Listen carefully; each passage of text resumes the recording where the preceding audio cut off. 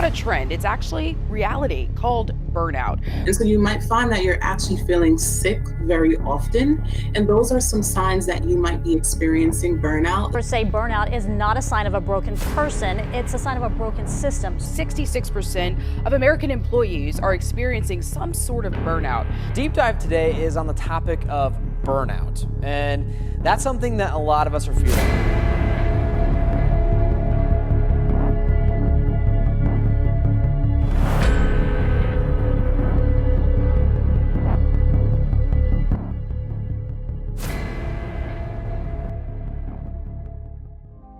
Burnout is commonly heard of, but most people don't understand just how common it really is and how much it can harm you. Burnout is defined as an overwhelming state of exhaustion. While it is a medical term, it is not a disease and can happen to anyone. We call it burnout when describing someone who is exhausted, listless, and overwhelmed. The National Library of Medicine says burnout is caused by feeling constantly overworked, feeling under pressure all the time, and extreme commitment that results in people neglecting their own needs. Other signs of burnout include exhaustion, alienation, and reduced performance, and it can increase the risk of depression. WebMD says burnout happens when you're feeling overwhelmed, emotionally drained, and unable to keep up with life's endless demands. It saps your energy and reduces your productivity. What people might not realize is that burnout isn't just for adults. It also affects teenagers, specifically students.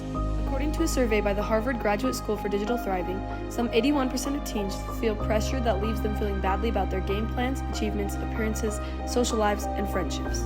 A hobby that I had and I had to drop because of time or burnout was I used to play the violin. I played the violin for like 10 years. It was my favorite thing ever. Once I started high school, I was on the drill team, and that took up a lot of my time, and I couldn't practice as much as I wanted, and I ended up having to drop it so I could focus on school and stuff. Burnout is a very big part of my life. Specifically for me right now, calculus has taken up a huge part of my life. I'm doing multiple hours of homework every single night, and it feels at times that I'm just doing it to memorize a bunch of equations and stuff to get a good grade on a test. Like, you're supposed to have a social life, but you're also supposed to get good grades and do a lot of schooling and like get ahead on schooling. And it's just, there's a lot of weight and pressure to do everything you possibly can during the 3 years of high school. When I'm having a hard time and just going through a lot, my parents will try to help, but they don't know how to help because they don't know what I go through. I go through a lot of times where I just have so much homework, and that's what I need help with, but those are things I have to do on my own. If I had less time specifically doing math homework, I think I would spend a lot more time with my family.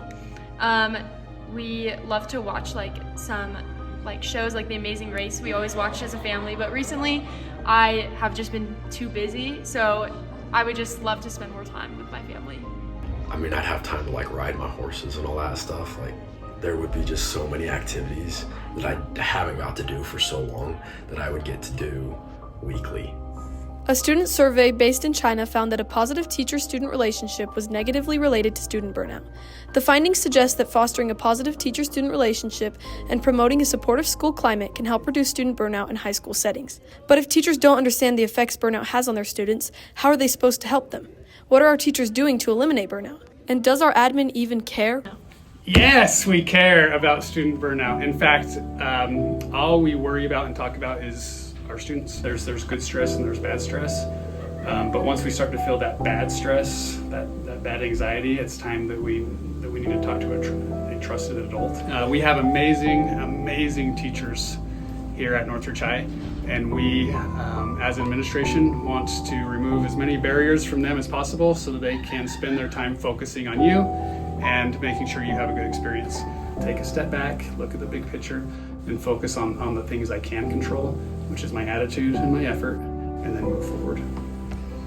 There are many possible solutions for students to eliminate and reduce burnout. That includes getting more sleep, spending time outdoors or in nature, and having a more open schedule with more free time and fewer scheduled activities. Using the internet less frequently can also help avoid negative pressures from social media. Lowering pressure, the report noted, could make room for healthy habits in students that continue to create a positive impact on their mental health and, ultimately, educational outcomes. Teens in the study's advisory sessions mentioned a number of ways adults can help as well, including aiding students' decisions that could prevent overload, and recognizing that a teen's effort is different than the outcome of that effort. Parents can also share a teen's joys and interests, empathize rather than minimize when a teen talks about their stresses, and even show curiosity about their social media experiences. You've got to be in all these different clubs and different sports, and it's not really about the quality of what they're doing and whether they're passionate about it. It's really about just having a long laundry list of things. Teens told the researchers they want adults to help them make decisions that prevent overload, and they want their parents to share in their joy. We had a 10th grader who started talking about how really what she wants is for her parents to have fun with her. Have fun. Start having fun, yes. Have more fun with your kids. Get curious about the things that they're enjoying. When we take them seriously, we learn more, and then we're so much better positioned to help. Burnout is experienced by students all around the world, and the teens of our generation are drowning in the endless expectations placed on them by parents, extracurriculars, and school. We have so many possible solutions available to us, but how are we supposed to implement these solutions when so many people are unaware of the dangers of burnout?